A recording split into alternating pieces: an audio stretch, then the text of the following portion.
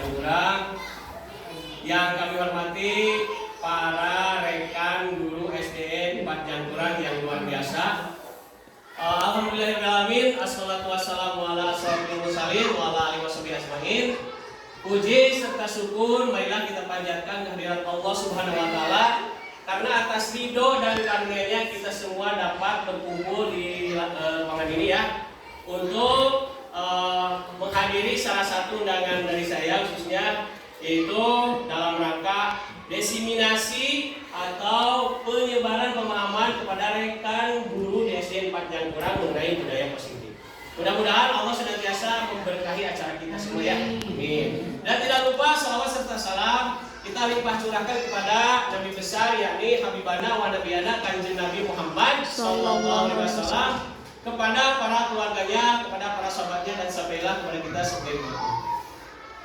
Para bapak dan ibu, selanjutnya saya sangat berterima kasih sekali kepada rekan-rekan guru semuanya yang telah berkenan hadir menghadiri undangan saya untuk menyampaikan pemahaman kepada rekan sejawat khususnya dalam segi budaya positif.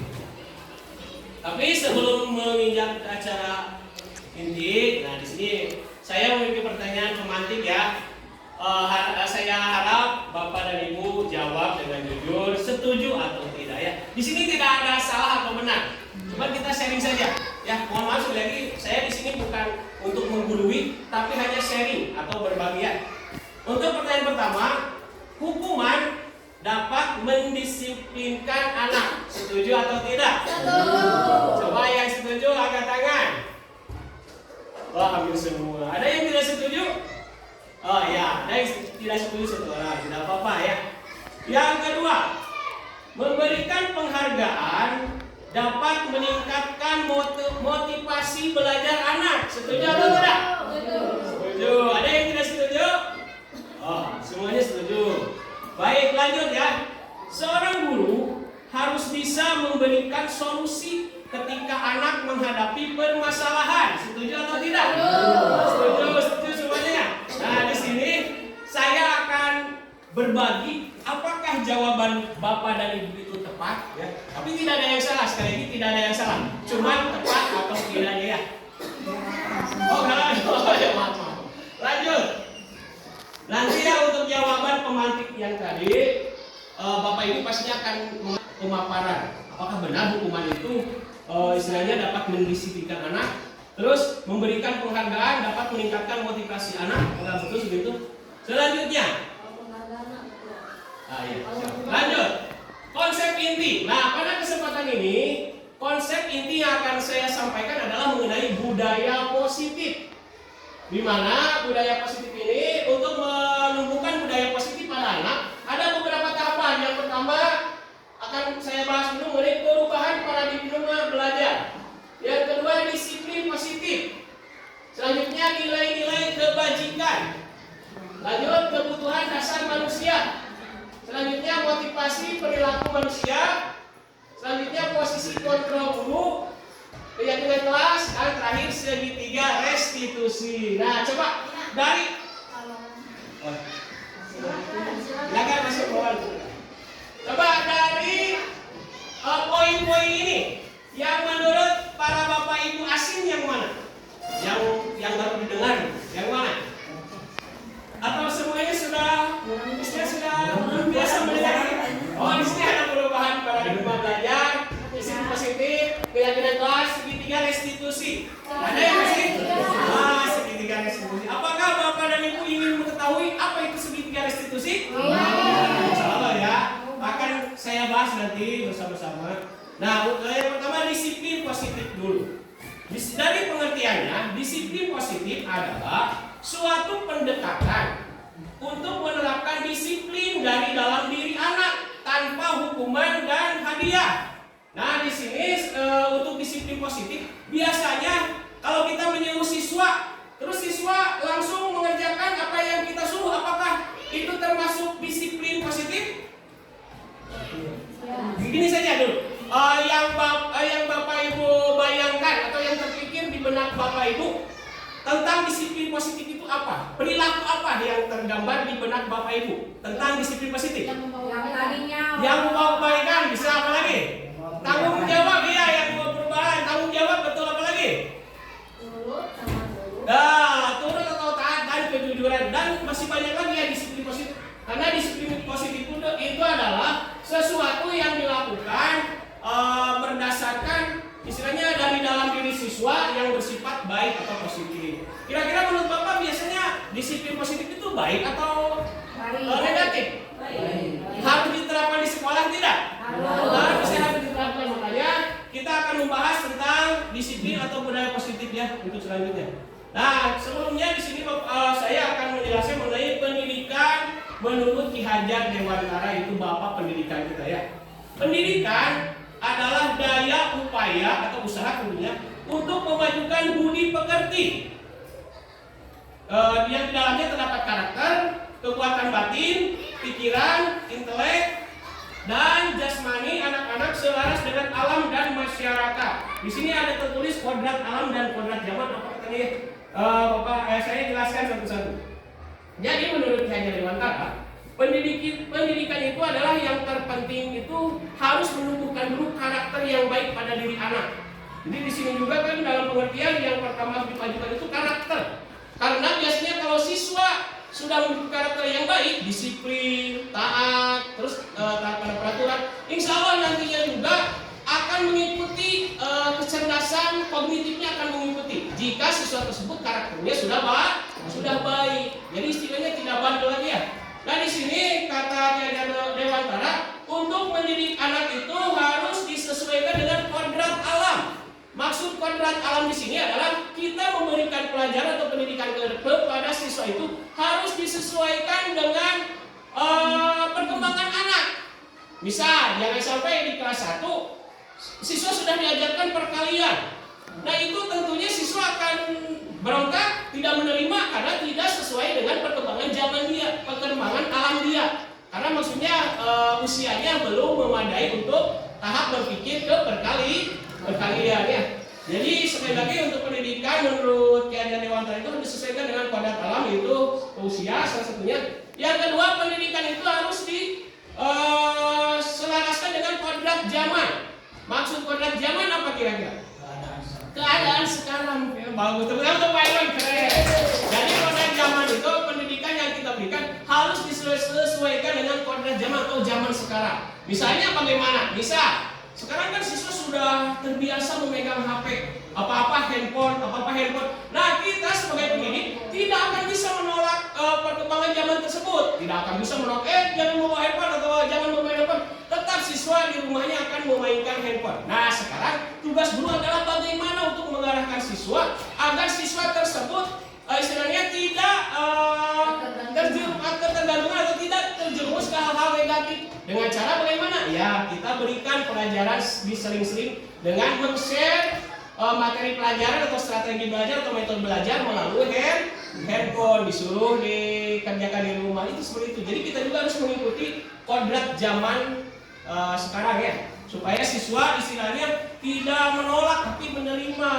Kalau kita langsung istilahnya menolak anak, jangan misalnya ya, jangan menggunakan HP, tidak mungkin. Ya lanjutkan tujuan pendidikan. Nah kita tahu menurut Ki Hajar Dewantara tujuan pendidikan adalah menuntun. Yang Bapak Ibu bayangkan menuntun seperti apa? Menuntun, ya, membimbing, bagus, mengarahkan, betul. Jadi menurut Ki Hajar Dewantara bahwa tujuan pendidikan adalah menuntun segala kodrat yang ada pada anak-anak agar mereka dapat mencapai keselamatan. Jadi dibimbing secara tersebut agar anak tersebut mencapai keselamatan dan kebahagiaan yang setinggi-tingginya, baik sebagai manusia maupun sebagai anggota masyarakat. Nah, di sini pengajaran berarti proses mentransfer ilmu pengetahuan. Nah, di sini Ki Hajar Dewantara istilahnya mengibaratkan anak itu sebagai biji jagung yang ditanam di suatu ladang. Jadi Bapak Ibu bayangkan, anak itu menurut Ki Hajar Dewantara diumpamakan sebagai biji jagung yang ditanam di ladang. Ladangnya kira-kira mana?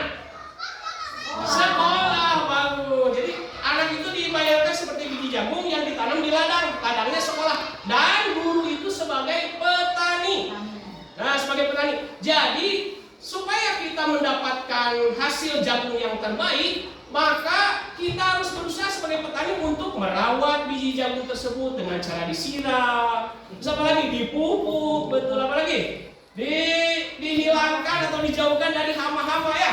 Nah, seperti halnya dengan siswa juga harus dituntun oleh kita dari segi budi pekertinya, akhlaknya, supaya dia istilahnya menjadi siswa yang berkualitas, yang baik dari segi akhlak, dari segi karakter ya, jangan dibiarkan begitu saja. Itu menurut Ki Hajar Dewantara. Selanjutnya, nah ini saya memiliki sebuah permainan, tapi ada hubungannya dengan budaya positif ya. Di sini ada perubahan paradigma belajar. Lihat Bapak Ibu, lihat ya, ada yang lihat yang belakang, didengarkan saja ya kalau orang jelas. Perubahan paradigma belajar. Cobalah buka dari sini. Bapak Ibu kan memiliki tangan ya. Coba yang sebelah kanan sini berpasangan. Harus berpasangan semuanya. Ada pasangan masing-masing? Ada? Nah, ini. Yang sebelah sini mengepal tangan. Yang sebelah sini ya, Buntik sama Pak Irun mengepal tangan. Yang sebelah sini diam saja dulu ya. Ya, diam saja dulu. Nah, kan? Coba bayangkan.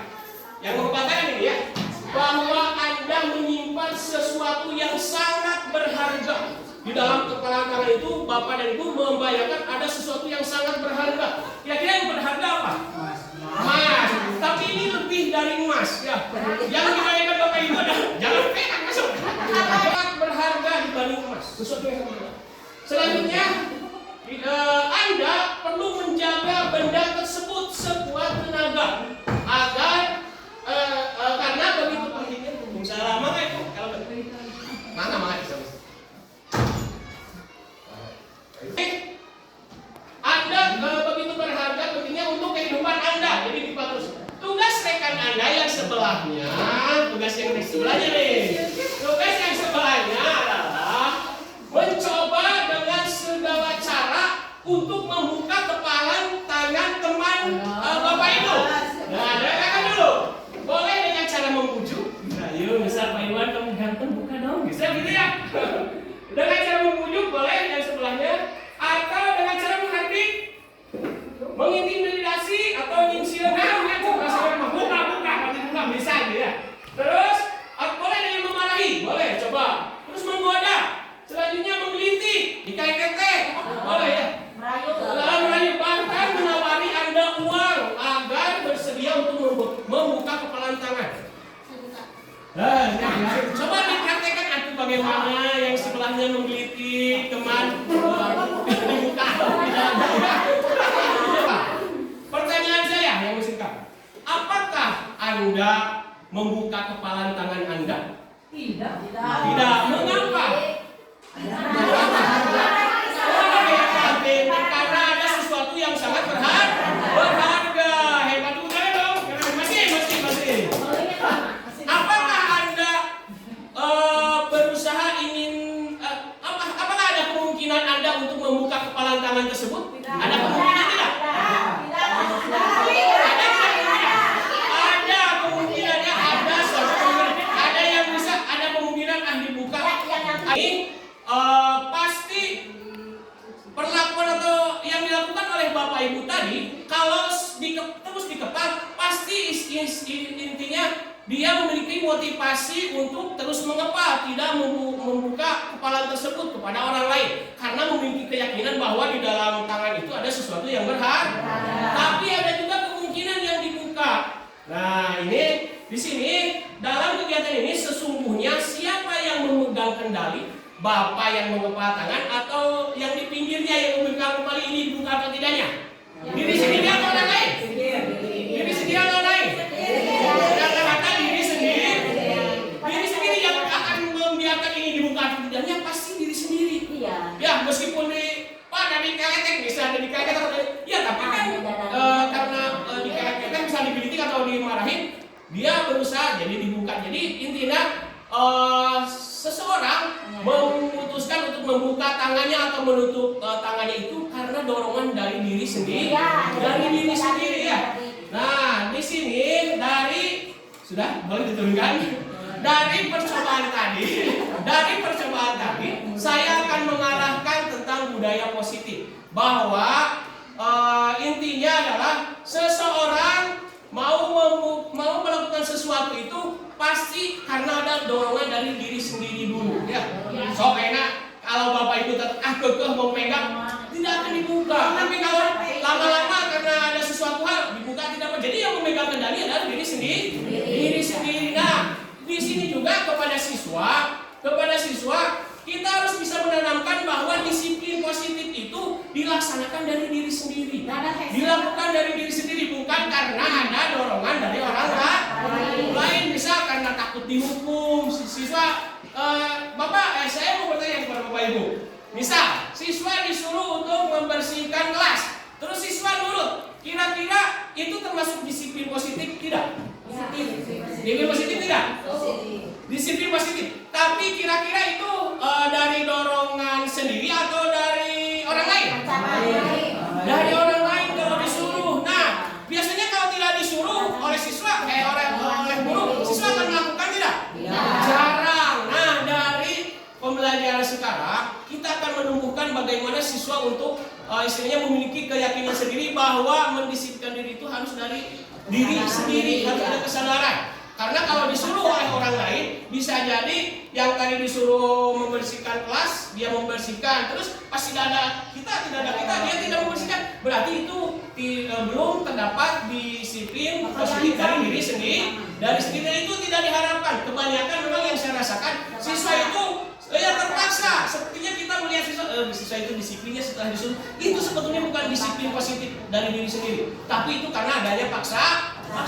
Baik tidak dia melakukan perbuatan karena ada paksaan, baik tidak? Tidak baik. Karena kalau kita tidak menyuruh atau tidak istilahnya menyuruh tadi membersihkan, siswa tidak akan dapat melakukan. Jadi hare-hare akan pukul. Beda dengan kalau dia memiliki keyakinan bahwa membersihkan itu emang untuk kebersihan diri sendiri tanpa ada yang menyuruh juga, ya. Beda dengan inisiatif sendiri. Iya, betul, beda dengan inisiatif sendiri. Lanjutkan.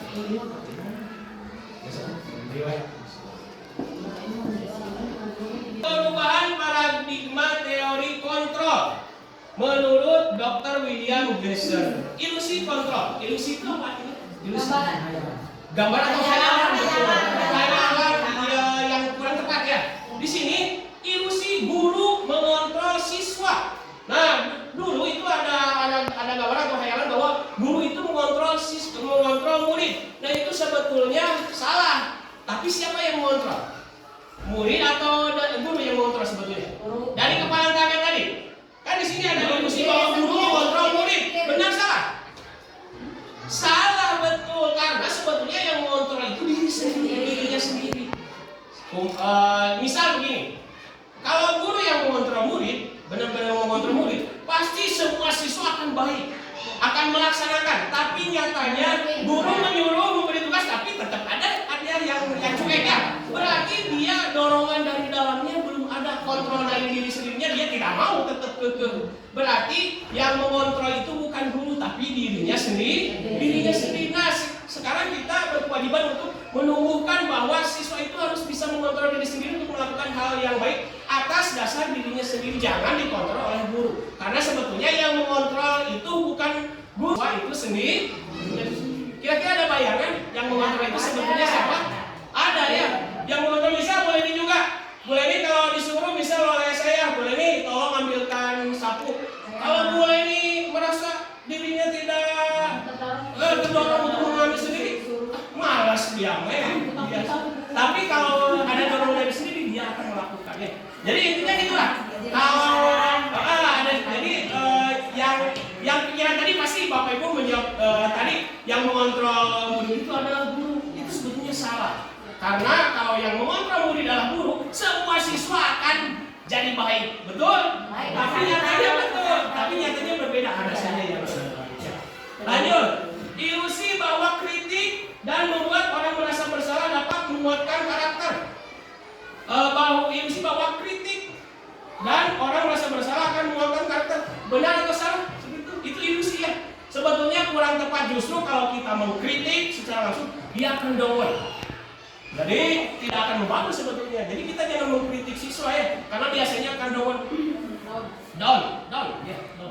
Lanjutkan. Ilusi bahwa semua penguatan positif efektif dan bermanfaat. Lanjut saja dulu. Ilusi bahwa orang dewasa memiliki hak untuk memaksa. Nah ini juga sama paradigma kita dulu. Orang dewasa itu bisa memaksa siswa. Itu adalah paradigma yang salah. Karena sebetulnya balik lagi yang melakukan seseorang melakukan perbuatan itu karena adanya dorongan dari sendiri, bukan adanya paksaan dari orang dewasa ya. Lanjut, ilusi guru mengontrol murid. Pada dasarnya kita tidak dapat memaksa murid untuk berbuat sesuatu jika murid tersebut memilih untuk tidak melakukannya ya. Bukan doang tadi ya. Jadi orang dewasa sebetulnya tidak bisa memaksa atau guru tidak bisa. Walaupun tampaknya guru sedang mengontrol perilaku murid, hal demikian terjadi karena murid sedang mengizinkan dirinya dikontrol. Meskipun murid melakukan ya karena dianya yang dipilih murid tersebut. Teori kontrol menyatakan bahwa semua perilaku memiliki tujuan. Semua perilaku memiliki tujuan. Bahkan terhadap perilaku yang tidak disukai ya. Ilusi bahwa kritik dan membuat ini yang tadi kalau dibahas sampai ke ilusi bahwa orang dewasa sudah tadi dijelaskan. Nah, di sini ada perubahan paradigma stimulus respon, teori kontrol. Siapa sesungguhnya yang memiliki kontrol? Memiliki kontrol? Nah, ya, sudah terbangun ya Bapak Ibu, sudah hebat. Baru juga 10% saya menjelaskan, mungkin Bapak Ibu sudah memahami bahwa yang kita bisa melakukan itu karena adanya kontrol dari sendiri, bukan dari orang lain. Kita mencoba mengubah orang agar berpandangan sama dengan kita. Nah itu tidak bisa ya karena tiap orang itu pikirannya berbeda-beda. Itu stimulus respon yang dulu. Nah kalau menurut teori kontrol, kita berusaha memahami pandangan orang lain tentang bumi. Jadi kita harus memahami perbedaan siswa ya. Yang kedua, perilaku buruk dilihat sebagai suatu kesalahan. Itu dulu. Perilaku buruk dipandang sebagai suatu kesalahan. Nah, kalau menurut teori kontrol yang saya pelajari adalah semua perilaku itu memiliki tujuan. Misal, begini seperti tadi, ada siswa berontak. Nah, atau begini, siswa mengambil pensil orang lain. Nah, itu sebetulnya tidak salah. Karena menurut teori kontrol, semua perilaku memiliki tujuan. Tujuan dia mengambil pensil apa kira-kira? Menulis. Oh, untuk menulis bisa. Atau yang untuk hanya isi-isi saja. Ada kan siswa yang memikirkan tulisannya. Nah, mengapa tidak diskusi? Ya kita sebagai guru harus bisa mengarahkan maksudnya ya. Jangan langsung menjudge siswa. Itu salah, tidak boleh. Itu tidak boleh. Nanti siswa akan berontak. Tapi itu kita harus berusaha untuk memahami kesalahan siswa tersebut dan setidaknya meluruskannya. Lanjut, saya bisa mengontrol orang lain. Nah ini yang tadi, saya bisa mengontrol orang lain. Betul salah? Salah kan dulu ya? Yang stimulus dulu. Tapi di sini Anda tidak bisa mengontrol orang lain. Lanjut, pemaksaan ada pada saat rujukan gagal. Tadi sudah. Kolaborasi dan konsensus menciptakan pilihan baru.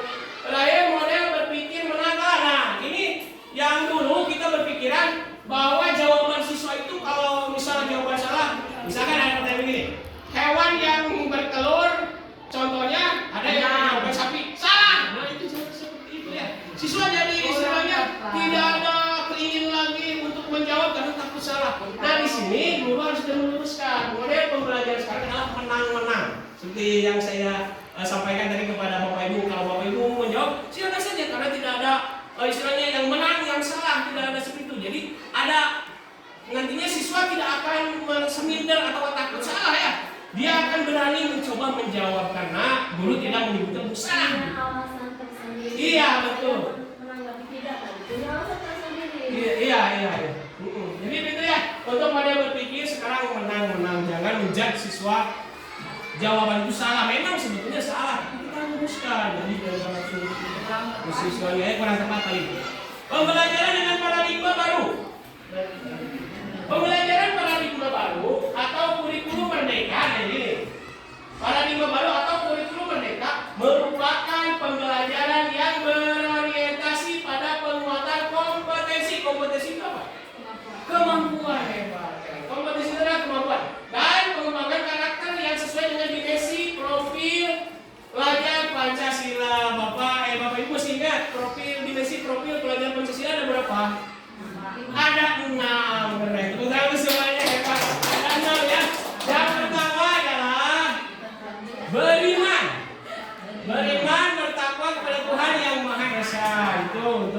yang pertama. Jadi kita harus berusaha memupuk siswa agar jadi siswa yang beriman dan taat kepada Allah Subhanahu wa Ta'ala. Yang kedua, mandiri. Mandiri artinya tidak tergantung pada orang lain. Tidak tergantung pada orang lain. Maksud seperti kemarin ya pas di pramuka. Pramuka itu kan untuk memupuk siswa menjadi mandiri. Tapi nyatanya siswa itu pada saat mau makan pagi, pembina pramukanya yang sibuk membuat sarapan pagi kan itu tidak boleh sebenarnya. Berarti siswa kurang mandiri. Nah, dari pembelajaran ini kita harus berusaha menunjukkan atau menimbulkan kemandirian pada siswa. Yang kedua, bernalar kritis. Bernalar kritis artinya siswa itu bisa menyambungkan beberapa informasi, dikaitkan beberapa informasi sehingga menjadikan sebuah istilahnya pemikiran atau pengetahuan yang benar. Lanjut, berkebinekaan global. Berkebinekaan global artinya apa? Siswa tidak menutup kepada perkembangan zaman. Memang HP itu banyak ada positif ada negatifnya, tapi kebanyakan kan negatif. Tapi kita arahkan siswa untuk menggunakan HP tersebut ke dalam hal yang positif, karena itu termasuk salah satu berkebinekaan global atau mengetahui suku-suku dari budaya lain juga itu boleh kan siswa untuk dibandingkan terus yang baiknya diambil yang sesuai dengan karakter kita ya negara Indonesia diambil dari dua. Bergotong royong di sini bukan hanya saja untuk membersihkan kelas, tapi harus ada persatuan untuk kerjasama antara guru dengan siswa. Karena kalau ada persatuan dengan siswa, ada kerjasama, belajar mengajar itu akan enak.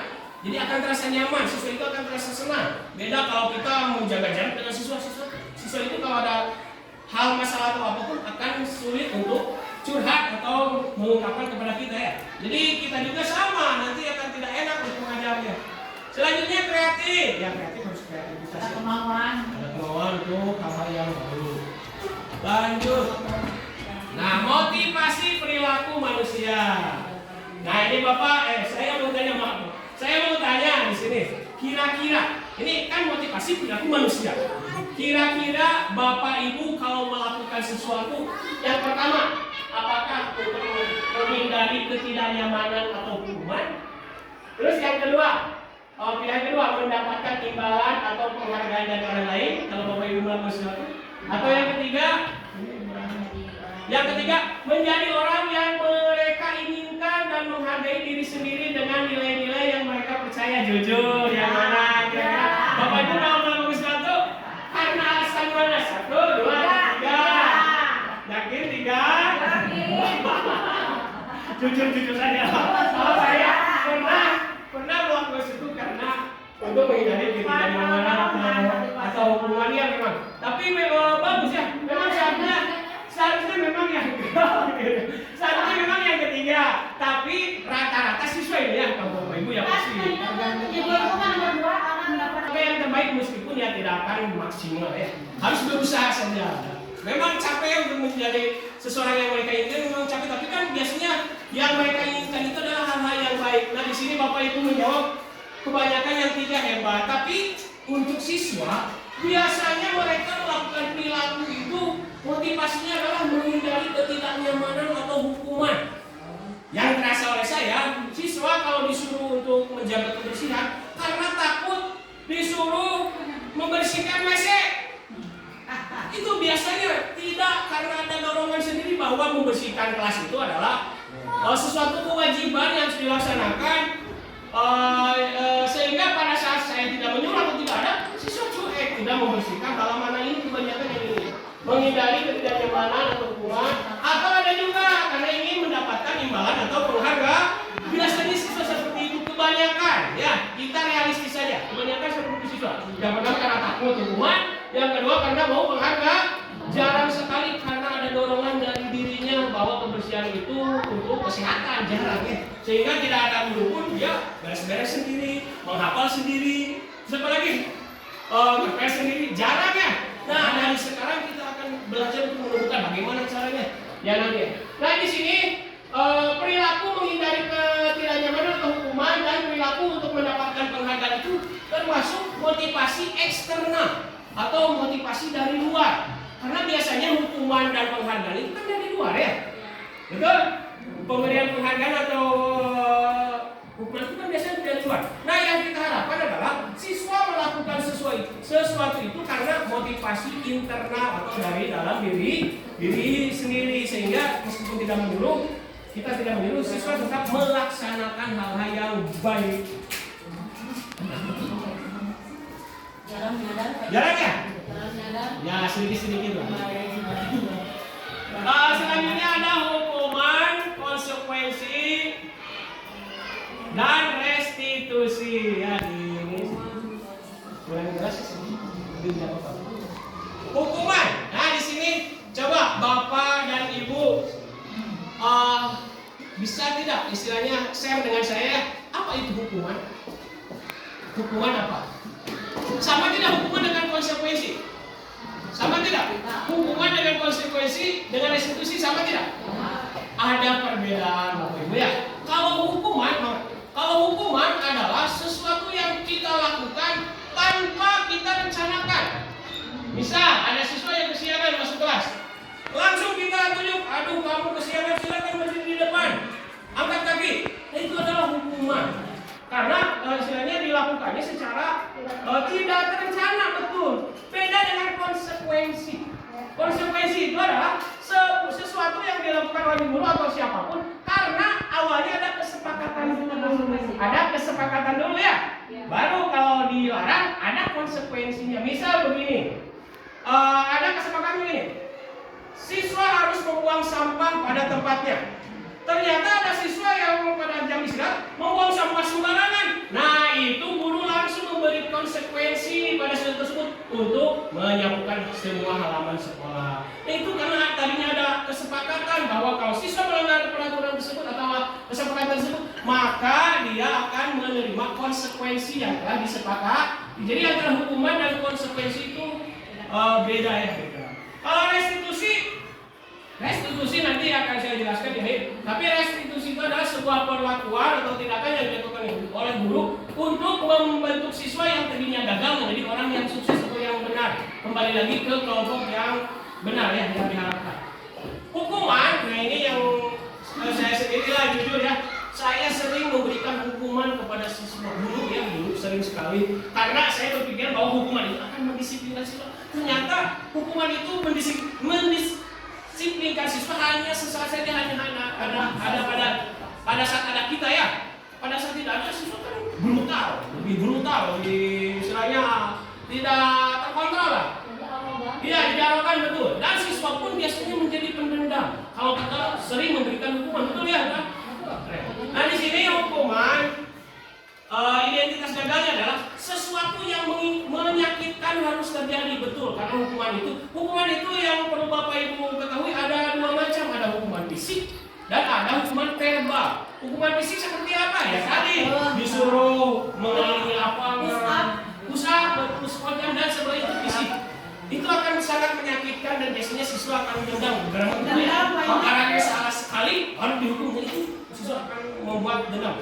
Biasanya pada saat kita setelah memberikan hukuman, siswa yang sedang belajar, yang sedang mengerjakan, biasanya ada siswa yang curhat-curhat ke guru, dibubutin kata-kata kasar misalnya. Itu karena ada di dalam dirinya sedang mengungkapkan perasaan kesannya pada guru. Atau bisa jadi, pernah saya juga di kejadian ya, tapi guru lain. Ada guru lain yang istilahnya jok motornya dicoret-coret, disobek-sobek. Itu karena meluapkan kemarahan siswa kepada guru ya.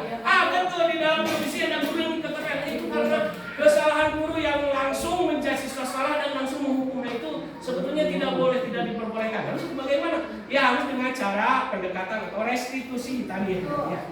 Lanjut, kalau konsekuensi, sesuatu harus terjadi ya, sesuatu harus terjadi karena tadinya ada kesepakatan dulu. Jadi kalau siswa melanggar ya pasti ada sesuatu atau konsekuensinya ya.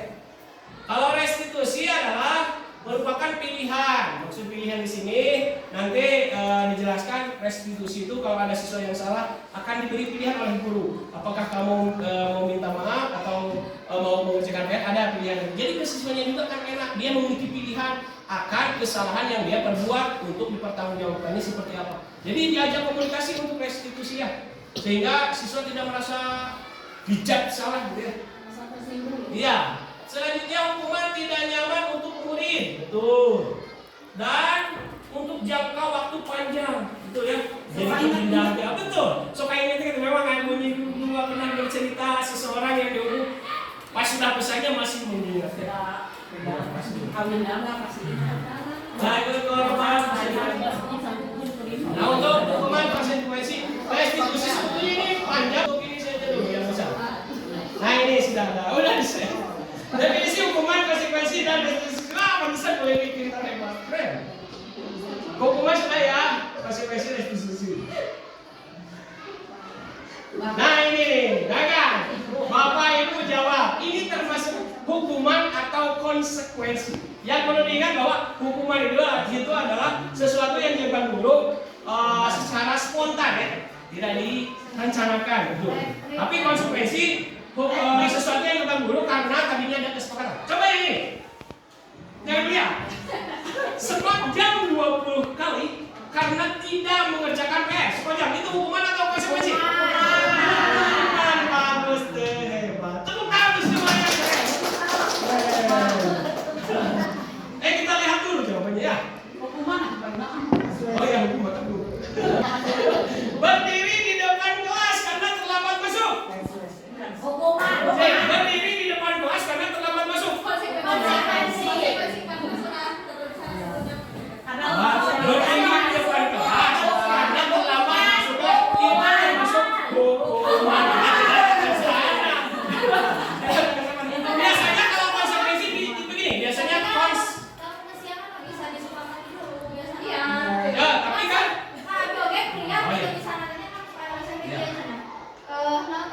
kalau misalnya kalian terlambat 15 menit, sebenarnya tidak boleh masuk kelas.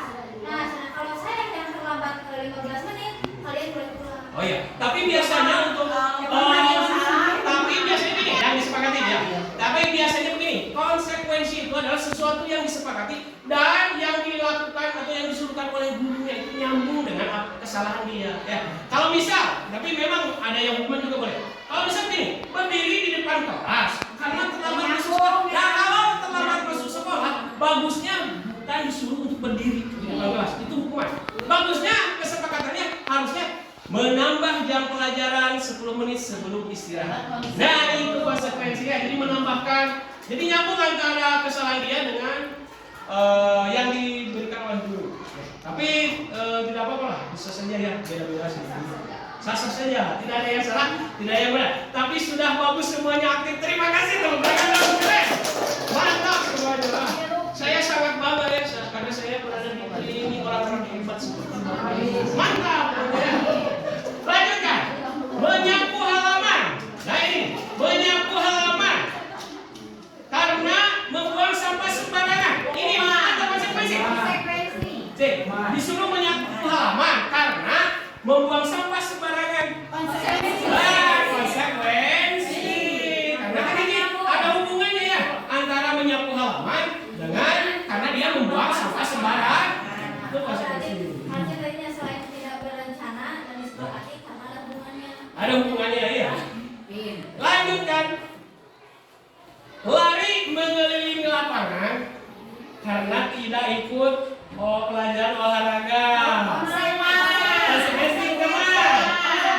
Ada hubungannya tidak biasanya? Karena biasanya ada kesepakatan antara guru olahraga dengan siswa. Kalau dia tidak mengikuti pelajaran olahraga, ya harus fisik lagi ya. Paling mun teu ngerjakeun sasapu. Ya. Sok didenda 1000 eta naon? Itu dapat mereka. Ada konsekuensi. Itu agak tidak nyambung bisa rumah. Tapi bisa jadi tidak apa tadi? Tidak menyapu. Nah, kalau ada kesepakatan, sekali lagi kalau ada kesepakatan berarti itu masuk juga ke konsekuensi ya. Iya. Lanjutkan. Keren, bisa menyimpulkan ya Bu Susi hebat. Terima kasih untuk Bu Susi hebat. Kesepakatan itu termasuk konsekuensi. Ada kesepakatan. Ayo bayangan hanya sedikit. Ya, bagus. Alhamdulillah. Meminta maaf jika melakukan kesalahan pada teman. Konsekuensi. Konsekuensi ya, betul ya, karena pasti ada kesepakatan dulu. Lanjutkan. Nah, berdiri di lapangan upacara karena sengaja menumpahkan minuman teman.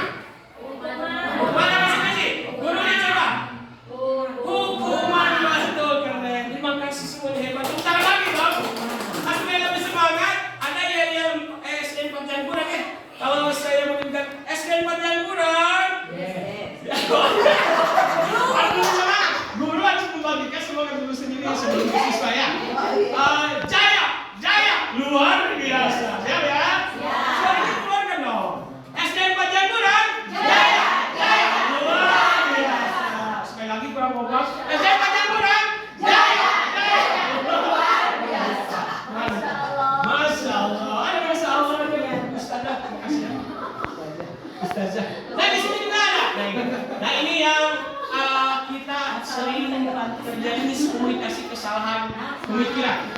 Penghargaan dapat menghukum siswa. Apa penghargaan dapat menghukum siswa? Nah ini ya. Jadi tadi sebetulnya penghargaan itu baik atau tidak sebetulnya ya. Nah dulu. Pengaruh jangka pendek. Kalau pengaruh jangka pendek ya bisa kita memberikan penghargaan pada siswa. Pengaruh jangka pendeknya ya sah-sah saja punya. Memberi penghargaan pada siswa, misal ada siswa yang pintar menjawab, wah hebat lah, baik sekali penghargaan. Tapi kalau keseringan terus, kalau biasanya kan penghargaan berupa hadiah juga ya. Biasanya kalau ada siswa yang pintar dikasih permen, dikasih uang atau apapun. Tapi kalau setiap saat ini jangka panjangnya akan berpengaruh yang kurang baik. Karena kita kalau bayangkan kalau setiap siswa menjawab benar, terus kita kasih permen, apa yang terjadi? Bangkrut, kan bang? Dan siswa juga akan ketergantungan. Kalau kita sedang hari ini tidak mau permen atau mau bagi makan, bagi ya, mau jawab seperti beda dengan karena ada orang sendiri. Pintar, iya betul pintar, merusak mental kemudian. Jadi penghargaan itu sebetulnya berpengaruh jangka panjangnya tidak baik karena siswa akan ketergantungan maunya diberi. Kalau tidak dipuji, tengah jawab. Padahal guru itu kan masa terus memuji semua siswa gitu kan? Jadi sebetulnya itu kurang baik juga. Lanjutkan, penghargaan merusak hubungan. Maksudnya hubungan siapa ini? Antara guru dan siswa atau siswa dan siswa juga bisa. Misal saya memuji Pak Iwan. Nah ini pasti akan cemburu. Jadi ini pernah saya juga ya pas waktu muda saya suka memuji seseorang siswa karena dia terus jawab. Saya puji. Akibatnya apa? Ada siswa yang SMS ke saya, Pak, Bapak mau pilih kasih, saya tidak pernah dipuji. Itu tidak jawab. Itu kan jadi hubungan antara juga siswa akan agak renggang. Dengan siswa dengan siswa juga sama akan renggang karena di sini jadi cemburu sosial. Betul. Pilih kasih dan bahasa Australia itu merusak hubungan ya. Terus penghargaan mengurangi kualitas. Pak, betul? Betul sekali seperti yang tadi saya jelaskan. Jika siswa tidak diberi hadiah, tidak dipuji, siswa tersebut akan cuek, tidak akan mengerjakan sesuatu yang baik atau tidak akan menjawab bosan lah diberi hadiah, tidak dikasih hadiah, tidak dikasih hadiah. Jadi malah, jadi yang kerja bagus prestasinya karena lupa memberi hadiah atau pujian, jadi dia tidak jadi cuek maksudnya. Paham? Betul ya, jadi kualitas pendidikan. Saya bayangkan Pak. Alhamdulillah. Lanjut, penghargaan mematikan kreativitas. Betul sekali. Jadi yang ini sudah kreatif karena tidak diberi lagi penghargaan jadi korban. Penghargaan menghukum. Nah ini apa itu penghargaan menghukum? Saya contohkan. Begini, biasanya di kita tiap tahun samen siswa yang juara 1, 2, 3 itu suka naik panggungnya, dikasih hadiah. Nah, biasanya siswa yang ranking 2 dikasih bukunya itu 2, sedangkan yang ranking 3. Nah, dia yang memiliki atau yang mendapat peringkat 2 akan merasa terhukum pada dirinya sendiri, merasa dia bersalah. Kenapa saya tidak bisa juara 1?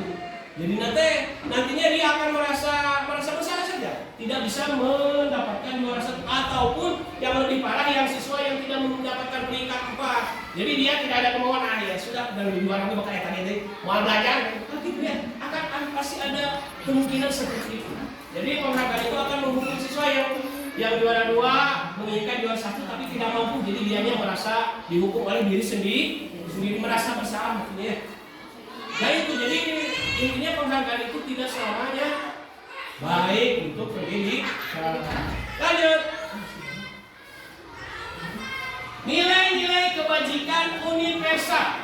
Nah di sini nilai-nilai kebajikan, apa itu kebajikan? Pintar bagus ya, pintar bagus. Kebajikan itu nilai-nilai baik atau nilai-nilai yang mulia yang bagus. Nah di sini nilai-nilai kebajikan yang dicapai oleh setiap anak Indonesia kita kenal dengan profil pelajar Pancasila ya, yang sering digaungkan sekarang, profil pelajar Pancasila. Nah ini nilai-nilai yang diinginkan oleh pemangku pendidikan. Itu yang pertama, siswa yang beriman dan bertakwa kepada Tuhan Yang Maha Esa dan berakhlak mulia. Yang kedua, mandiri. Yang ketiga, bernalar Jaga bahan dari kemerdekaan. Yang kelima, bukan tanggung jawab keenam, kreatif. Mantap. Itu termasuk dimensi apa tadi? Profil, berat, Pancasila. Sudah dijelaskan tadi ya tentang profil. Selanjutnya ada ini di sini nilai-nilai kebajikan universal itu banyak, Bu.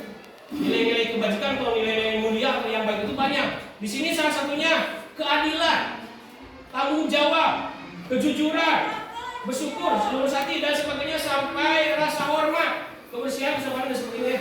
Masih banyak lagi pokoknya kalau dituliskan laptop. Oke. Nah ini saya akan mencoba ya sharing mengetes ini termasuk nilai apa? Nilai kebajikan apa? Kan tadi nilai kebajikan itu adalah kejujuran, kesehatan, peduli, tanggung jawab dan sebagainya. Kira-kira untuk ini nilai kebajikannya apa? Asep menggunakan hewan saat mengendarai sepeda motor. Coba ini nilai kebajikan apa? Supaya kecelakaan. Wah, nilai kebajikan apa pada ini? Keselamatan, mantap pada ini. Tepuk tangan semuanya karena ini termasuk nilai kebajikan keselamatan. Ini yang diinginkan oleh kita sebagai guru. Jadi siswa itu harus memiliki nilai kebajikan dari diri sendiri, tapi tidak menutup kemungkinan. Saya rasakan, betul bunyi, betul sekali. Yang saya rasakan menggunakan hewan ke jalan raya saat mengendarai motor bukan keselamatan, tapi biasanya karena takut ditilang. Itu baik tidak? Kita menggunakan hewan karena takut ditilang? Tidak baik ya. Tidak ada kesadaran, betul. Itu tidak baik. Berarti itu kalau kita menggunakan helm karena takut ditilang termasuk motivasi dorongan dari internal atau eksternal?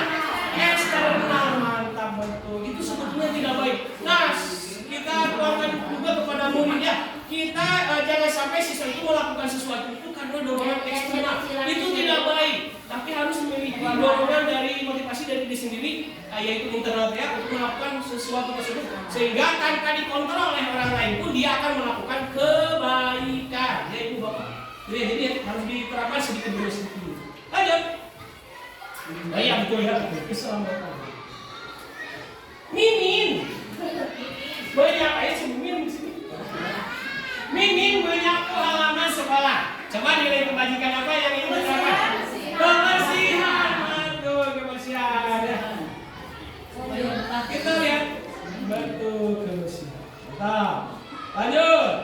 Udung mengembalikan dompet buntik nyawa buntik. Udung kejujuran. Dompet kan ditemukan di jalan gitu. Kejujuran, betul. Ini kejujurannya. Dompet di jalan dan bawa pulang. Nah, iya. Jadi mudah-mudahan kita juga sama. Harus bagian dari motivasi. Kenapa mengembalikan kamar tidak ada isinya? Menurut bisa saja, ya betul ya, karena tidak ada isinya. Jangan seperti itu ya. Kita jangan, istilahnya memberi pengajaran kepada siswa, tapi harus dilaksanakan. Lima dompet pun sakuan. Ya, jadi kita harus istilahnya menanamkan nilai-nilai kebajikan pada siswa bahwa kalau menemukan dompet di jalan terus dikembalikan itu bukan karena rasa takut di penjara atau ditangkap polisi, tapi karena adanya dorongan bahwa itu adalah nilai kebajikan berupa kejujuran. Insya Allah kalau kita tanamkan siswa itu akan melaksanakan dengan sepenuh hati ya. Bersihlah di sana, dompetnya. Kejujuran betul ya. Nah, lanjut.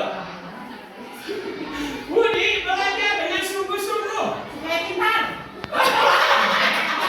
Wah, hebat tuh. Ini tepuk tangan yang semangat sekali supaya pintar. Mantap, betul ya. Supaya pintar ya, bukan mau dipuji kan? Nah, siswa itu jangan sampai dia belajar sungguh-sungguh karena ingin pujian. Tidak boleh. Tapi harus memiliki nilai kebajikan karena ingin pintar. Lanjut. Nah ini tidak kalah pentingnya mengenai kebutuhan dasar manusia. Bapak Ibu memiliki kebutuhan, memiliki punya kebutuhan. Kira-kira apa kebutuhan Bapak Ibu? Banyak. Kebutuhan bertahan hidup seperti makan, rumah yang layak pakai, kebutuhan rasa kasih sayang, rasa ingin diterima, kebutuhan ingin istilahnya diterima tentang penguasaannya. Sama murid juga ibu. Murid juga sama memiliki kebutuhan dasar karena murid juga manusia. Ya. Nah di sini kebutuhan dasar apa saja? Karena gini, kalau kebutuhan dasar siswa tidak terpenuhi, maka dia akan melakukan hal-hal negatif atau yang kurang baik. Ya, kita lihat dulu. Misal, kalau siswa tidak terpenuhi kebutuhan makannya, bisa jadi dia akan mencuri. Jadi kita sebagai guru harus bisa istilahnya memberikan kebutuhan dasar manusia kepada para siswa kita. Maksudnya orang menyambutkan bukan begitu caranya. Ya kita harus konsultasi dengan orang tua supaya menyiapkan makanan atau bekal dibawa ke sekolah. Jadi kebutuhan siswa untuk bertahan hidupnya terpenuhi. Nah ini kebutuhan dasar manusia. Yang tadi. Yang pertama kebutuhan hidup atau bertahan hidup. Yang pertama kebutuhan untuk bertahan hidup. Contohnya yang tadi kebutuhan bertahan hidup apa? Makan, minum, rumah, pakaian dan sebagainya itu harus terpenuhi. Lanjut, kasih sayang dan rasa diterima. Murid juga betul harus kebutuhan kasih sayangnya dan diterimanya oleh guru itu harus terpenuhi. Biasanya suka ada siswa yang caper ya, betul? Cari perhatian. Misal kita terus mengajari mulai ini saja misalnya. Ya saja, yang lainnya tidak pernah dilihat atau diajarkan, biasanya caper dia karena kebutuhan untuk diterima atau kasih sayangnya kurang, dia akan melakukan hal-hal yang tidak baik, apa misalnya ya berkelahi dengan yang lain siswa lain atau bikin gaduh, bikin onar di kelas ya, karena dia tidak merasa diakui, tidak merasa diterima. Lanjut, yang ketiga penguasaan atau pengakuan atas kemampuan. Nah ini juga sama harus terpenuhi penguasaan untuk mengajarkan.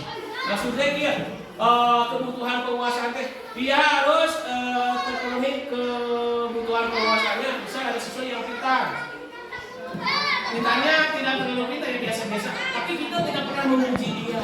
Nah dia juga sama, maka karena tidak terpenuhi rasa dia padahal dia juga bisa, tidak pernah ditanya atau tidak pernah disuruh menjawab, akan melakukan hal-hal yang negatif. Kebutuhan untuk kebebasan di sini ya bebas untuk belajar. Maksud bebas belajar bagaimana?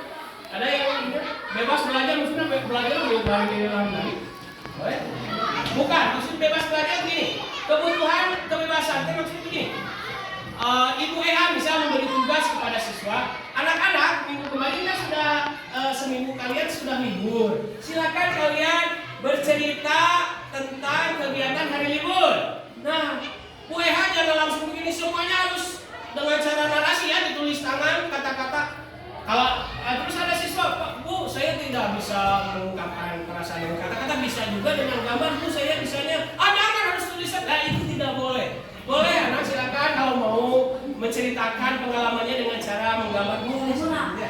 Digambarkan, misalnya kan siswa itu kemampuannya beda-beda. Ada yang bisanya bercerita, ada yang bisanya digambarkan ya, kita pernah melihat harimau, gambar harimau dan seterusnya. Nah itu bisa betul Bu. Lanjutnya kebutuhan dasar manusia yang terakhir adalah kesenangan. Itu kebutuhan siswa untuk merasa senang. Pasti ada gambarannya. Banyak bahagia ya. Analisis kasus. Coba ini. Analisis kasus bersama-sama ya. Ibu Sukaisi, oh ya mana?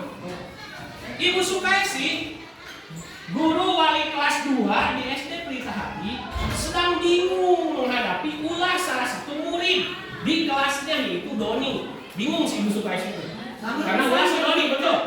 Sangat kakak. Beberapa anak di kelas 2 datang padanya itu kepada si ibu dan menemukan Doni yang seringkali meminta bekal makanan siang mereka dengan paksa. Si Doni suka meminta bekal, bisa Bu Susi, maka diambil. Tuh Haji Tuti diambil misalnya. Ke siswanya maksudnya, ke temannya ya. Suka mengambil makanan. Lanjut, jika menghadapi situasi seperti Ibu Sukaisi yang tadi si Doni suka mengambil makanan temannya, apa yang akan Anda lakukan? Akan Bapak Ibu lakukan apa? Langsung memarahi? Nah, apa? Diberi peringatan, dikasih nasihat. Mantap Bu, bagus. Menurut Anda, kira-kira apa alasan Doni melakukan hal itu? Pintar, cari perhatian bisa. Mungkin lapar, apa lagi? Perhatian orang tua. Iya, perhatian apa lagi? Bisa iseng, nggak usah. Bisa iseng dia. Karena suka ada siswa yang jahil, tidak lapar amat. Betul, banyak ya. Kita merasakan sama-sama di kelas. Ada iseng, ada juga yang ingin merasa senang. Ada juga siswa yang merasa senang menjahili temannya. Ada juga yang merasa puas, senang ya. Itu betul. Terakhir, sering. Kebutuhan apa yang belum terpenuhi oleh Doni? Coba. Kebutuhan apa? Kan dari 5 tadi. Kira-kira kebutuhan apa yang belum terpenuhi? Yang dari 5. Makanan betul. Kebutuhan bertahan hidup. Salah satunya itu ya. Karena Doni mungkin tidak memiliki makanan sehingga mau. Lanjut saja. 5 posisi kontrol guru. Ini penting kita ya. Ada 5 posisi kontrol kita sebagai guru. Nah, sebelum saya jelaskan, di sini ada 5 posisi kontrol. Ada guru sebagai penghukum. Ada juga guru sebagai pembuat rasa bersalah. Ada juga yang guru sebagai pemantau. Ada juga guru yang sebagai teman. Dan terakhir guru sebagai manajer. Nah, di sini kira-kira ibu bapak yang sering lakukan sebagai posisi apa? Posisi Maiwan ini? Biasanya posisinya sebagai posisi apa? Sebagai teman. Sebagai teman bisa, pemantau suka. Boleh nih? Yang lain? Nah, kalau saya jujur pernah saya melakukan posisi dulu sebagai penghukum juga pernahnya. Tapi setelah mempelajari pendidikan di CGP, insya Allah sedikit saya kurangi. Karena mengapa? Karena ada hal buruk yang terjadi jika guru memposisikan sebagai penghukum. Apa katanya? Di sini ada ya. Nah ini ada 5 posisi kontrol guru sebagai penghukum. Ada akibat dari posisi. Saya bacakan ya. Boleh dibacakan? Masih semangat? Masih baca Quran?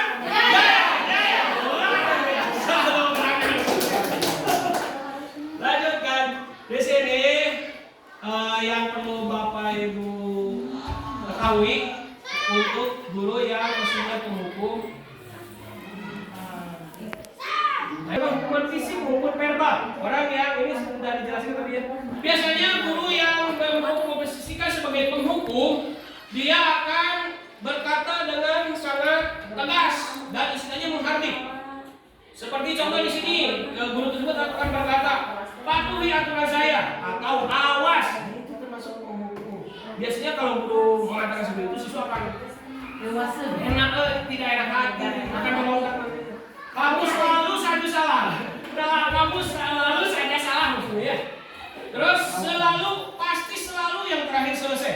Nah ini akibat-akibat untuk guru yang suka memposisikan sebagai penghukum. Nah ini nada suara tinggi, terus bahasa tubuh mata melotot, itu akan tidak enak pada siswa. Jari menunjuk atau menghardik, langsung dia berkata salah satunya terlambat lagi. Pasti terlambat lagi.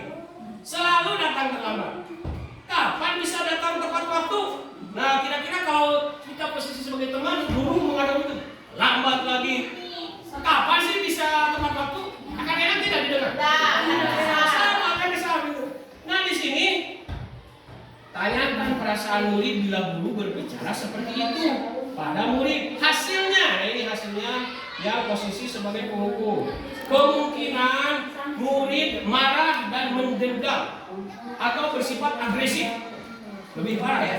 Bisa jadi sesudah kembali duduk, murid tersebut akan mencoret-coret bukunya dan meja tulisnya. Lebih buruk lagi, sepulang sekolah murid melihat motor atau mobil bapak ibu guru dan akan menggores kendaraan tersebut dengan paku. Itu untuk menunjukkan kesalahan. Untuk posisi pemantau.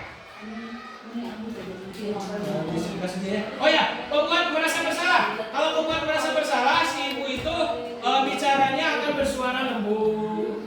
Pembuat merasa bersalah akan menggunakan keheningan membuat orang lain merasa tidak nyaman. Contoh, seseorang guru yang memposisikan pembuat merasa bersalah adalah biasanya si ibu guru akan ngomong begini, ibu sangat kecewa sekali dengan kamu. Nah, kalau guru mengungkapkan seperti itu, pasti murid pas mendengar, kayaknya saya bisa bikin kecewa dulu. Wah, langsung mau si murid juga ya akan merasa bersalah dia karena mengecewakan guru. Atau guru begini, kenapa sih kamu tidak mengerjakan PR? Nanti bapak dimarahin oleh kepala sekolah kalau kamu bandel. Pasti si murid akan merasa bersalah, menyalahkan diri sendiri karena mengecewakan gurunya. Tapi di sini ada juga hasil dari guru yang memposisikan sebagai membuat merasa bersalah. Hasilnya, murid akan merasa bersalah telah mengecewakan ibu atau bapak guru. Murid akan merasa menjadi orang yang gagal. Nah ini sama juga kurang tepat. Nah kalau ini kira-kira menurut bapak ibu posisinya sebagai apa kalau guru berbicara seperti ini? Ayolah bantu ibu, demi ibu bantulah. Kira-kira itu posisi sebagai pemantau atau teman? Ayolah bantu ibu. Kira-kira apa? Teman. Sebagai teman. Ya bagaimana betul karena merasa dekat dengan siswa. Itu sebetulnya baik tidak posisi kita sebagai teman? Ada baiknya tapi ada juga buruknya ya. Hasilnya nanti betul akan melunjak. Atau akan melunjak salah satunya betul Bu Susi. Akan melunjak. Selanjutnya posisi sebagai pemantau. Kalau pemantau biasanya memantau berarti mengawasi dan guru biasanya berbicara seperti ini. Peraturan apa sih yang kamu langgar? Itu memantau peraturan atau kesepakatan apa sih yang kamu langgar? Itu juga sama. Terus terakhir manajer. Posisi manajer adalah posisi terakhir. Manajer pada posisi manajer, posisi di mana guru berbuat sesuatu bersama dengan murid, mempersilahkan murid mempertanggungjawabkan perilakunya, mendukung murid agar dapat menemukan solusi dari permasalahannya sendiri. Kira-kira itu baik tidak? Guru mau kalau murid melakukan kesalahan, terus guru ngobrol berkomunikasi, terus maunya apa, seperti apa, terus diobrolkan lagi kira-kira mau seperti apa hukumannya atau konsekuensinya. Itu kira-kira enak tidak buat siswa? Enak. Berarti dari kelima posisi kontrol itu yang terbaik bagi guru itu adalah posisi manajer. Jadi guru jangan langsung menjudge siswa kalau ada siswa kesiangan. Sering saya juga. Kalau ada siswa kesiangan langsung berdiri, kesiangan langsung beriskan alamat. Nah itu akan menyakitkan siswa. Beda dengan begini, kalau siswa kesiangan langsung ditanya oleh guru nanti pas selesai pelajaran. Kenapa kamu kesiangan? Apa alasannya? Kira-kira kesepakatan apa yang sudah dilanggar oleh kamu? Besar ya. Terus apa yang untuk menebus kesalahan kamu, apa yang akan kamu lakukan? Itu akan seperti akan enak ya, karena siswa diberi pilihan. Jadi secara persuasif diajak ngobrol. Lanjutkan. Untuk 5 posisi kontrol tadi sudah ya dijelaskan. Nah ini keyakinan kelas.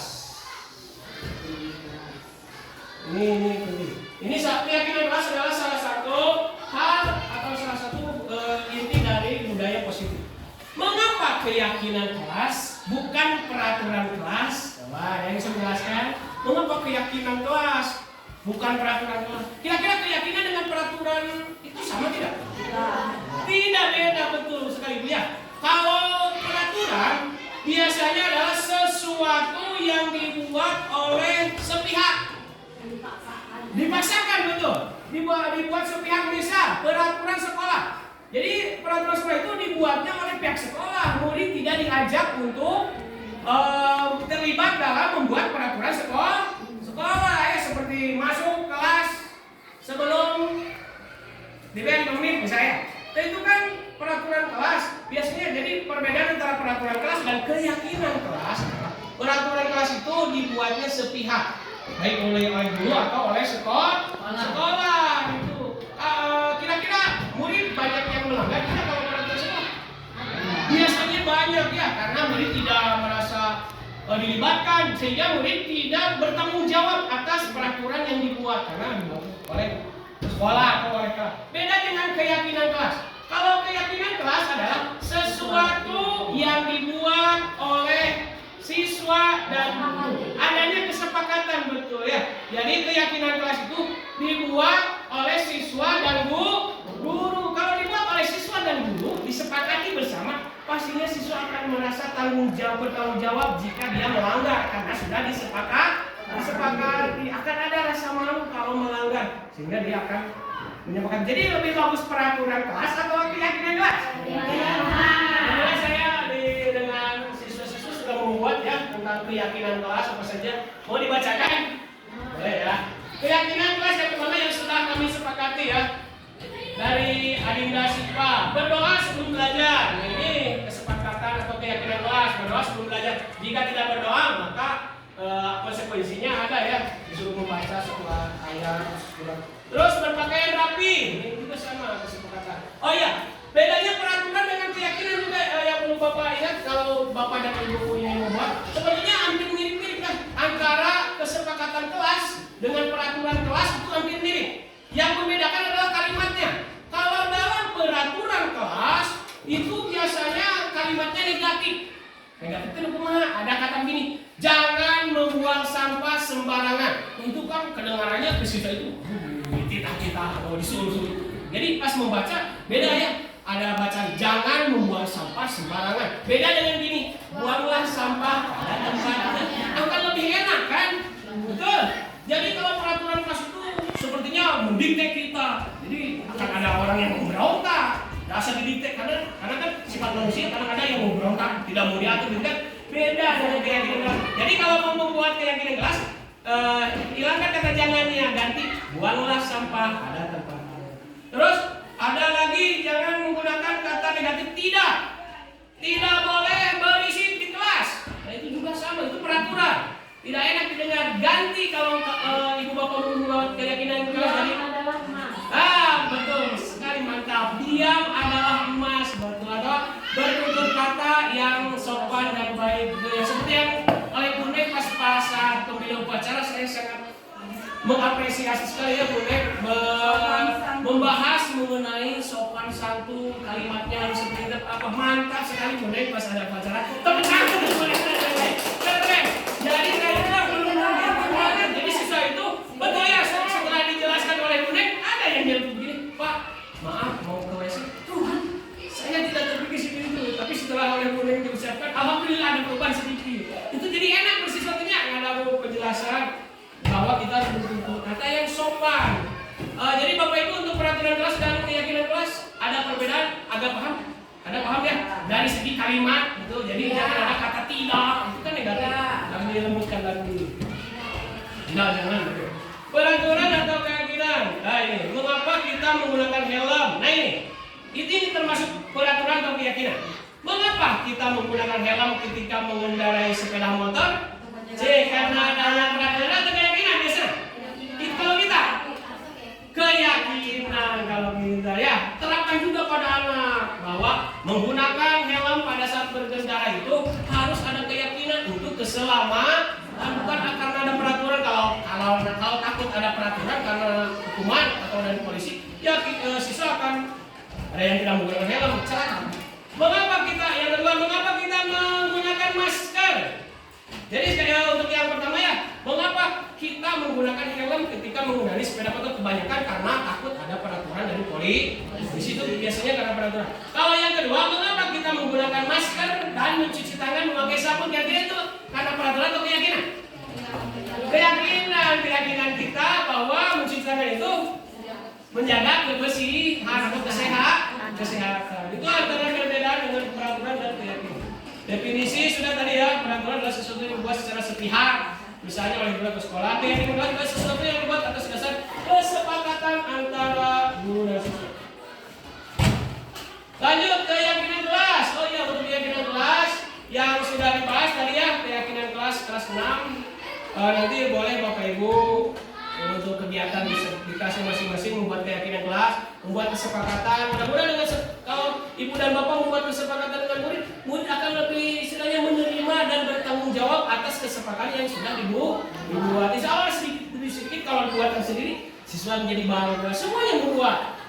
Semuanya siswa disuruh membuat keyakinan kelas, cuman yang diambil jangan semuanya karena rata-rata hampir sama tentang usia yang diambil ya. Dari 40 siswa masa semuanya ditulis disimpan kan jadi puyeng siswa teh baca pada kata kerek. Ambil saja ya diambil ya, yang samanya diambil. Itu yang beda berapa. Segitiga restitusi. Apa yang dimaksud dengan segitiga restitusi? Nah, ini akan dijelaskan mengenai segitiga restitusi. Restitusi adalah proses menciptakan kondisi bagi peserta didik untuk memperbaiki kesalahan mereka. Nah ya, jadi kita kalau siswa melakukan kesalahan kita langsung dihukum, tapi kita harus mengadakan restitusi, yaitu menciptakan kondisi bagi siswa untuk memperbaiki kesalahan mereka, sehingga mereka bisa kembali pada kelompok mereka dengan karakter yang lebih kuat atau yang lebih baik. Nah ini di dalam mengapa disebut segitiga restitusi? Karena ada tiga tahapannya. Tahapan pertama untuk segitiga restitusi adalah yang pertama, jika Bapak Ibu ingin menerapkan segitiga restitusi pada masalah pada siswa, yang pertama menstabilkan identitas. Menstabilkan identitas dulu. Yang bagaimana menstabilkan identitas ada di sini kalimat atau contohnya. Lanjutnya validasi tindakan yang salah. Terus menanyakan keyakinan. Maksudnya begini, menstabilkan identitas. Nah ini ada. Langkah pertama yang dilakukan pada segitiga restitusi, yakni pada bagian dasar segitiga adalah menstabilkan identitas. Jika anak berbuat salah, maka ada kebutuhan dasar mereka yang tidak terpenuhi. Betul ya yang tadi saya jelaskan, bahwa jika anak melakukan kesalahan, pasti ada sesuatu kebutuhan dasar yang tidak terpenuhi. Bagian dasar segitiga restitusi memiliki tujuan yang merubah orang yang gagal karena telah berbuat kesalahan menjadi orang yang sukses, karena dikomunikasikan tadi, dicari jalan keluar atau solusi. Kita harus mampu meyakinkan mereka dengan mengatakan kalimat seperti ini. Tidak ada manusia yang sempurna. Saya juga pernah melakukan kesalahan seperti itu. Nah ini kalau diungkapkan kepada anak akan merasa tidak terlalu merasa bersalah. Tapi dia karena kita istilahnya membela dulu, membela kesalahan ya. Ini untuk memancing anak supaya dia tidak merasa, kalau beda ya kalau anak bersalah langsung kita marahin, susah kan langsung tidak enak. Nah, tapi kalau begini kita beri kata-kata begini boleh. Kita harus tidak ada manusia yang sempurna. Bisa seperti kemarin ada saya membuat restitusi. Betul. Jadi nanti anak mau curhat karena dia merasa dibela dulu ya. Beda dengan saya kan yang ngomongnya yang bewek yang itu ditanya nanti makanya apa? Beda sih diajak ngobrol. Kemarin saya dilatih Bilkis kan orang yang bentar tahu ibu bapaknya. Dia sering dicontek oleh seseorang pokoknya. Dia langsung ngomong ke saya, Pak, saya sering dicontek. Saya langsung marah-marah menggebrak meja. Marah dia si Bilkis. Mau ke saya, wah betul dikepek nggak Bilkis deh. Bilkis, memang perilaku Bilkis itu menurut Bapak wajar, karena jika posisi Bilkis di Bapak juga, Bapak juga sama akan marah. Ya jadi Bilkis setelah dibicarakan begitu dia akan leleh, langsung dia akan curhat, akan meluapkan kekesalannya, akan meluapkan istilahnya bagaimana jalan keluarnya. Beda dengan Bilkis sebenarnya itu dia bisa jadi Bilkis. Pas dipanggil ku Bapak karena dia marah-marah ke orang lain. Bilkis itu marah-marah. Nulis bakal tidak ada jalan keluar kalau seperti itu ya. Tidak ada jalan keluar, tidak ada solusi, betul. Beda dengan dirangkul, diajak ngobrol ya. Bilkis perbuatan seperti itu memang wajar. Karena juga kalau positifnya adalah tapi langsung dialurkan ke sananya. Sebaiknya Bilkis harus anu-anu karena keyakinan kelas apa yang dilakukan oleh Bilkis, rasa sabar Pak kan ada di sini. Rasa sabar Pak, jadi Bilkis kalau begitu sudah melanggar kesepakatan kelas ya, iya Pak. Jadi apa yang harus dilakukan oleh Bilkis? Saya akan meminta maaf Pak. Itu kan begitu. Jadi mau meminta maaf pada seseorang yang digebrak aja dan marah-marah. Meskipun Bilkis sebetulnya ada pikiran harus marah, tapi kan tetap harus diberikan solusi bahwa marah-marah itu tidak baik. Jadi kita berikan istilahnya solusi jalan keluar kepada Bilkis agar dia bisa meredam rasa marahnya. Dia jadi mau minta maaf kepada orang tersebut yang sebenarnya dia juga bersalah karena nyontek terus ya. Tapi kan kita harus menanamkan keyakinan kepada sesuatu nilai kebajikan. Lanjut validasi yang salah. Nah, langkah kedua sudah tadi diungkapkan ada untuk validasi masalah berdasarkan prinsip setiap manusia menentukan tujuan untuk memenuhi kebutuhan. Kamu bisa saja melakukan tindakan yang lebih agresif. Nah ini, saya juga ke Bilkis ngomong begini. Bagus Bilkis, perilaku kamu saat marah, Bapak rasa tidak terlalu parah ya. Karena bisa jadi Bapak juga yakin Bilkis bisa melakukan hal-hal yang lebih buruk dari itu. Misalkan menampar dia atau apa, tapi Bilkis kan dengan seperti itu tidak melakukannya, Bilkis sudah jadi siswa tidak merasa tertekan namanya, jadi ke tempati salah-salah ting, cuma tetap harus diarahkan untuk istilahnya ke arah yang lebih benar lagi untuk mengontrol emosinya. Pokoknya malah jangan langsung disalahkan siswa, mau enak tidak juga kita salah, sudah disalahkan enak tidak? Tidak enak. Tapi kalau di awal-awal sekali dekati lah, insya Allah enak. Lanjut menanyakan keyakinan. Menanyakan keyakinan. Nah ini yang tadi sudah saya jelaskan juga. Menanyakan keyakinan maksudnya keyakinan kelas apa yang sudah dilanggar oleh Bilkis ya. Langsung dibicarakan bagaimana solusinya agar tidak melanggar lagi keyakinan. Dan seterusnya. Nah ini ada, tapi berbentuk video. Ada videonya cuma ini suaranya tidak ada. Mau di-share? Di-share ke grup, ada grup. Itu cara-cara langkah-langkah segitiga restitusi mau di-share gitu. Ya, insya Allah ya, insya Allah di-share. Ini Bilkis, terus testimoninya Bilkis juga ada. Nah ini, alhamdulillah ya Bapak Ibu, akhirnya saya sudah selesai sharing atau berbagi dengan Bapak Ibu mengenai pemahaman budaya positif. Mudah-mudahan apa yang saya sampaikan sedikitnya bisa bermanfaat dan bisa diterapkan di dalam kelas sehingga murid lebih merasa nyaman, lebih terpenuhi semua kebutuhan manusianya sehingga dia tidak melakukan hal-hal yang buruk. Sekali lagi saya mohon maaf jika banyak sekali pasti kesalahan dan kekurangan saya. Sekali lagi mohon maaf, mohon masukan saya ya dari rekan-rekan ibu guru hebat. Masih semangat tapi coba terakhir ini semangat terakhir. SDM Pajak Guna. Luar biasa. Wassalamualaikum warahmatullahi wabarakatuh. Terima kasih semuanya. Bismillahirrahmanirrahim. Assalamualaikum warahmatullahi wabarakatuh. Waalaikumsalam warahmatullahi wabarakatuh. Selamat pagi anak-anak. Bagaimana kabarnya hari ini? Kalian sangat semangat sekali ya. Supaya lebih semangat coba dong yel-yel SDM 4 Jangguran. SDM 4 Jangguran. Oke, mantap. Tepuk tangan untuk semuanya. Anak-anak, pada hari ini kita akan membuat keyakinan kelas. Apakah kalian pernah mendengar apa itu keyakinan kelas? Tidak, ya bagus, tidak katanya ya. Kalau peraturan kelas, kalian pernah mendengar? Kalian pernah mendengar peraturan sekolah? Nah, bagus. Dari peraturan sekolah itu hampir mirip-mirip dengan keyakinan kelas. Hanya saja perbedaan antara peraturan sekolah dengan keyakinan kelas yang pertama, peraturan sekolah itu dibuat oleh sepihak. Itu salah satunya oleh sekolah. Kalian tidak diikut sertakan untuk membuat peraturan sekolah. Beda dengan keyakinan kelas. Kalau keyakinan kelas itu dibuat oleh para siswa. Mengapa harus membuat keyakinan kelas? Karena agar kalian meyakini apa yang dijadikan kesepakatan kelas kita ya. Sehingga kalau kalian yang membuat kesepakatan kelas, kalian akan bisa mempertanggungjawabkan apa yang disepakati. Misal, kalau peraturan sekolah kan biasanya begini, jangan membuang sampah sembarangan. Nah itu adalah peraturan sekolah. Peraturan sekolah itu bersifat negatif kalimatnya ya. Ada kata jangan, tidak boleh, itu adalah peraturan sekolah. Tapi kalau keyakinan kelas itu di dalam kalimatnya kalimat positif.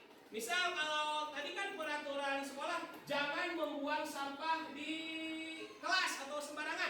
kalau dijadikan keyakinan kelas menjadi begini kalimatnya. Buanglah sampah pada tempatnya. Nah, itu jadi dihilangkan ya kata negatifnya, paham? Nah, sudah membuat kesepakatan kelas, kalian harus melaksanakan kesepakatan tersebut. Karena kalau kesepakatan dilanggar, maka kalian akan mendapatkan konsekuensinya. Siap? Siap. Jadi saya tanya untuk membuat kesepakatan kelas itu, hilangkan kata negatifnya ya, jangan ada kalimat negatif dalam keyakinan kelas atau kesepakatan kelas. Nah, sekarang Bapak di sini memiliki beberapa kertas berwarna. Bapak bagikan satu persatu, nanti kalian isi ya.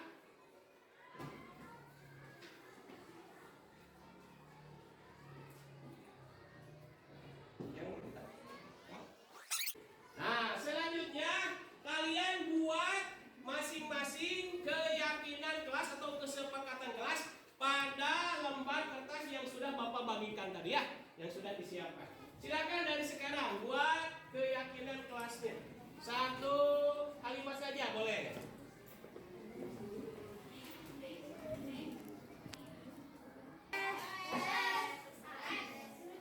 Ada yang sudah selesai?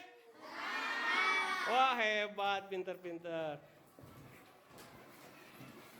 Sekarang kan kalian sudah membuat keyakinan kelas. Silakan ditempelkan sesuai warna masing-masing di depan. Silakan. Di depan masing-masing. Tempelkan, gunakan. Banyak yang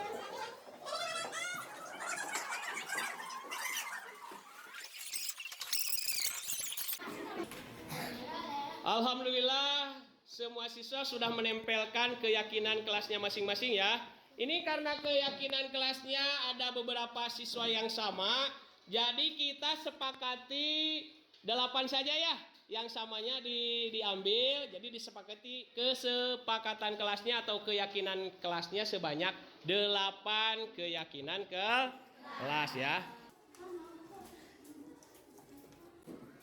ini yang samanya di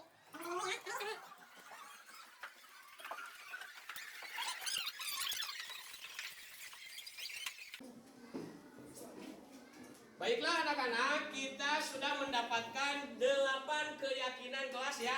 Yang pertama ini dari Bilqis yang sama dengan Jidan tadi ya. Saling menyayangi dan tidak membuli, bagus. Tepuk tangan untuk semuanya, keren. Nah, ini sudah bagus ya keyakinan kelas. Keyakinan kelas yang kedua adalah selalu menjaga kebersihan. Sepakat? Sepakat. Tepuk tangan, keren. Coba ya. Lanjut, selalu. Oh, ini ada. Nanti kita setujui bersama dengan cara kalian menandatangan ya. Menandatangan. Tadi kita sudah menyepakati 8 keyakinan kelas. Jadi sebagai tanda setuju kalian menandatangan ya. Membuat tanda tangan di Bapak di sini. Silakan Dali dulu, Dali tanda tangan sini. Di sini.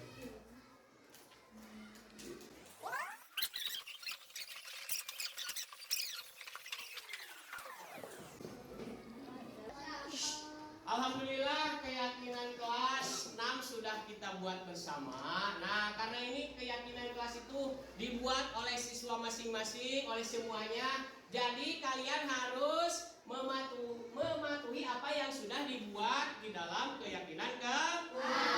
Gimana kalian setuju? Setuju. Terima kasih anak-anak yang baik. Billahi taufiq wal hidayah. Wassalamualaikum warahmatullahi wabarakatuh. Tepuk tangan untuk semuanya.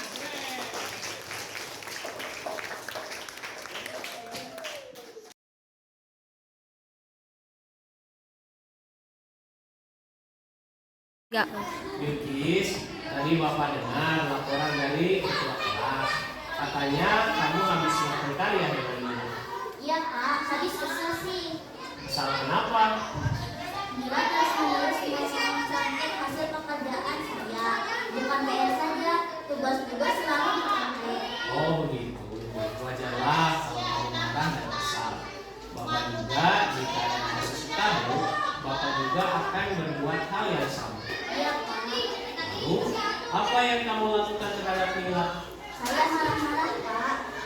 Saya maki-maki Mila dan tanpa sadar saya menabrak mejanya Pak.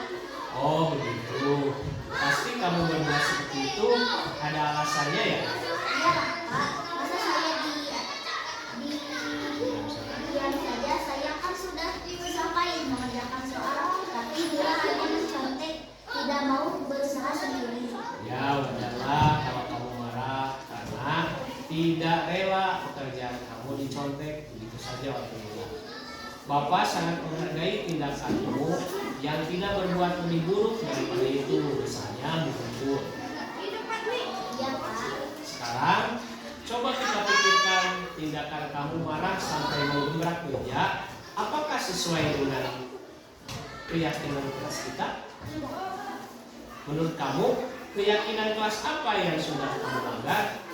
Siswa saling menghormati antar teman. Ya betul.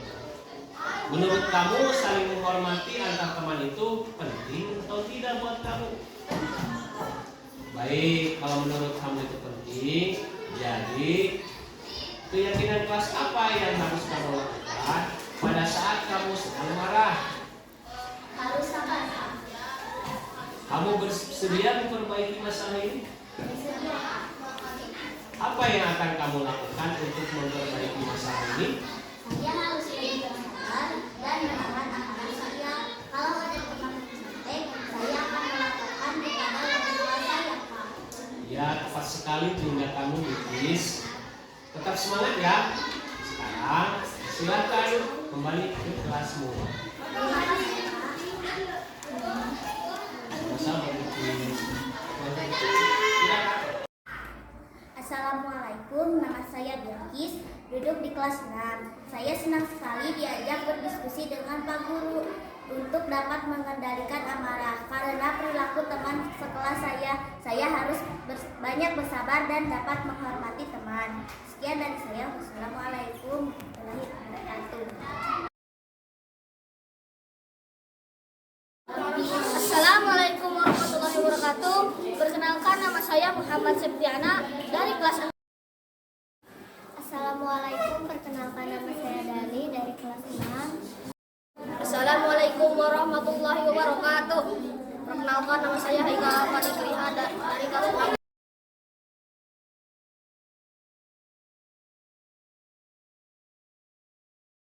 Sangat bersemangat. Senang sekali. Senang sekali. Sangat penting. Sangat penting. Sangat penting. Karena dapat membuat kita lebih disiplin. Karena dapat menumbuhkan rasa tanggung jawab. Karena dapat membuat kita lebih disiplin.